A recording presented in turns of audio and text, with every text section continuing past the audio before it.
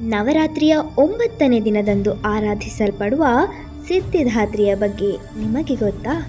ಈಕೆಯ ಕುರಿತಾದ ಒಂದು ಕಥೆಯಲ್ಲಿ ಸೃಷ್ಟಿಯ ಆರಂಭದಲ್ಲಿ ಶಿವನ ಎಡಭಾಗದಲ್ಲಿ ಪ್ರಕಟಗೊಂಡ ಈಕೆ ಜಗತ್ತನ್ನು ಬೆಳಗಿಸುವಂತೆ ಶಿವನನ್ನು ಪ್ರಾರ್ಥಿಸಿ ಮತ್ತೆ ಪುನಃ ಶಿವನ ಎಡಭಾಗದಲ್ಲೇ ಲೀನವಾದಳು.